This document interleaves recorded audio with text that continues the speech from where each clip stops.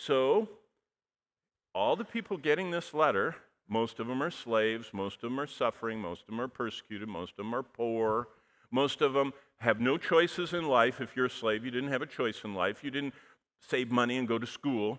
You just worked from sunrise to sunset or later, okay? How do you keep from depression?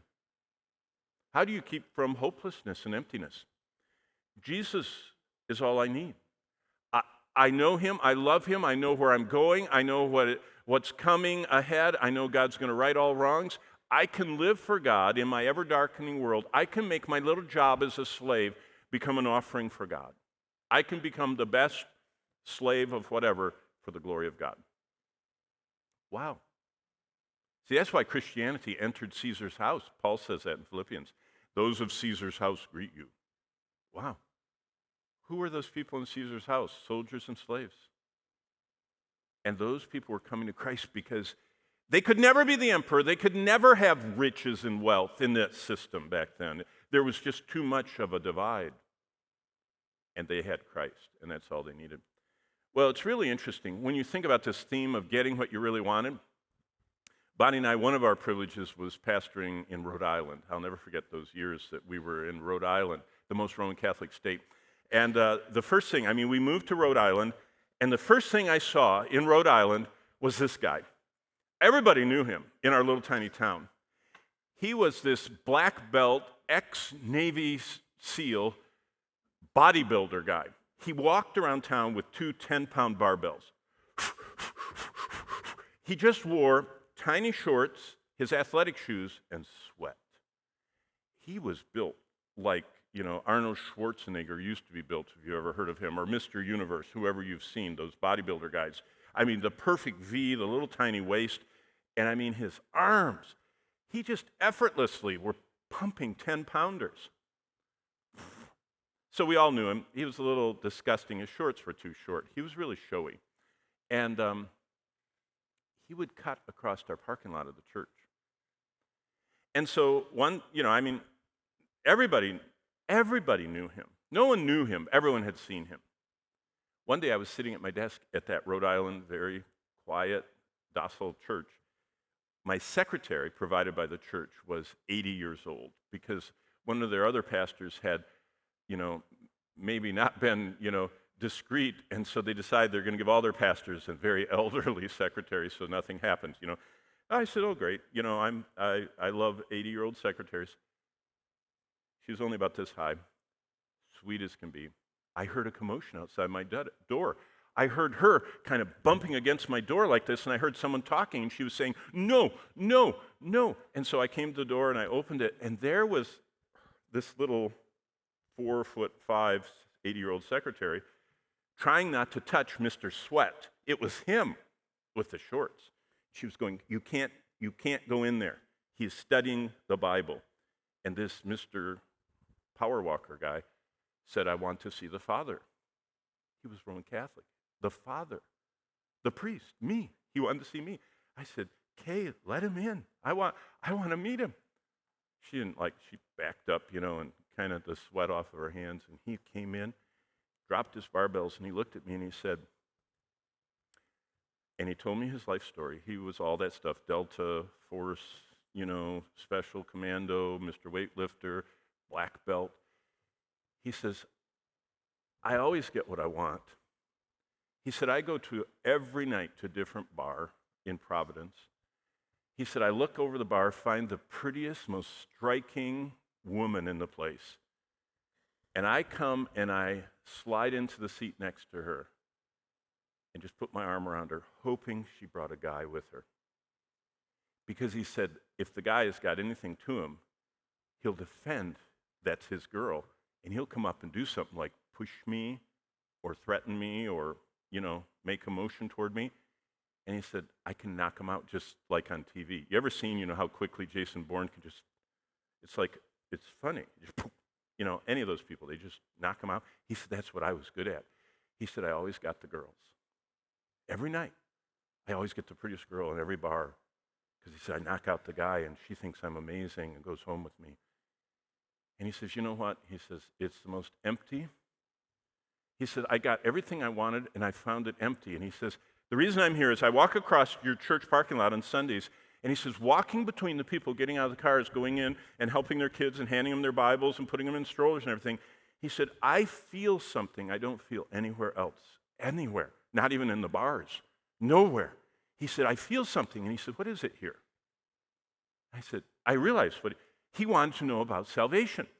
And so I took my Bible and I started on the Romans road, and he's standing dripping in front of me on the carpet. I mean, wearing just those little shorts and just sweating profusely. And I was holding my Bible up, reading it. And after I got done, I was getting ready to ask him if he wanted to be saved, and I pulled my Bible down. And he was gone. And I thought, he didn't hear the ending. And then I looked, and he was laying face down on the ground. He said, you just described me. He said, he was falling before the Lord, asking for forgiveness, unlike the people in Revelation 16. And the good news is, and that's why I printed this out for you, I led him to Christ. I mean, he's on the floor already, so I got down on my knees, and we prayed and called in the name of the Lord, and he got saved. He got up, so excited. I handed him a paperback Bible, and I said, you can start reading this. This is the New Testament. He came to church. That was like Wednesday. On Sunday, he was in church. By the way, he was wearing clothes. I didn't even know he had clothes. He was wearing clothes. And he had his paperback Bible, and he had read between Wednesday and Sunday the New Testament from Matthew all the way he got to Titus. And he said to me, I found myself in the Bible. I said, where? He said, Titus 3. For we ourselves were also once foolish. He said, that was me. Disobedient. He said, deceived, serving lusts and pleasures, living in malice. He said, I love to beat people up, and envy, and hateful, and hating one another. But he said, on Wednesday, the kindness and love of God, our Savior toward man, appeared. And he said, it was nothing I did, but his mercy, he saved me and washed me and poured on me abundantly through Christ. I'm an heir. And I said, boy, you need to be baptized. Because we baptized people and they gave their testimonies. And I thought, wouldn't it be a powerful thing for all these people in New England who thought he was, a little, because of the way he dressed and everything, to hear that testimony. So he stood in the baptistry in front of the entire church at our next baptismal service and read that verse. And he said, you might not recognize me, but he said, I'm the one that used to walk across your parking lot. And he told the whole story. Now that's what God would like to happen to everyone. But that's not what happens in Revelation.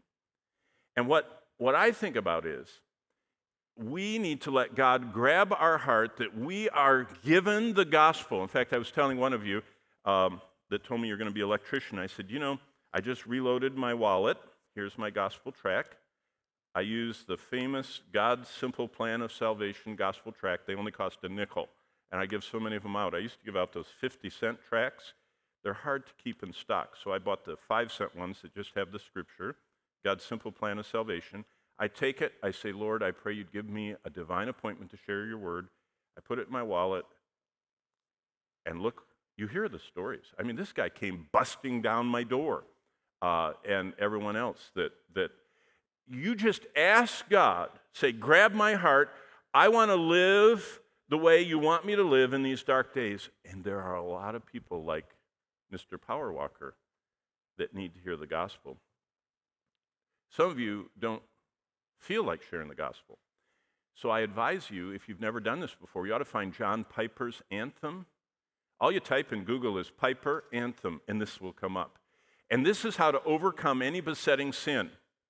You heard Justin say it. Remember he said you get a flip phone or whatever the avenue of sin is? Piper says the same thing. Avoid the sights and situations that arouse unfitting desire. Say no to every lustful thought within 5 seconds.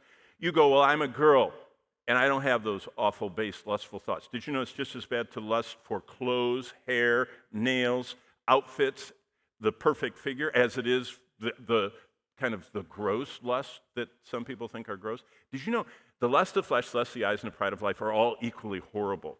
The lust of the eyes is for finer things. the better shoes, the better whatever. And all of them are lusts. And lust is this extreme desire for something other than God. And so turn your mind forcefully toward Christ is all you need. Hold the promises and pleasures. This is how Piper talks. I love the promises and pleasures of Christ firmly in your mind till it pushes everything out. Enjoy a superior satisfaction. I said that to you the first week. I said, you know what? You want to feel the power of God? Say no to sin and ask Jesus to help you. You'll feel this surge of grace. Paul put it this way in Romans 6. Where sin abounded, what? Grace superabounds, overflows. You get this blast of grace. Piper calls it a superior satisfaction. And move on into useful activity. Usually when I find young people that are struggling with anything, I say, and tell me a little bit about the verses you're memorizing and meditating on. They go, you mean my assignments? I said, no, I don't mean your assignments. I mean the verses you find in the Bible that exactly meet the needs of your heart to pursue Christ. What are you meditating on? Turn to that, and it's amazing what the Lord will do.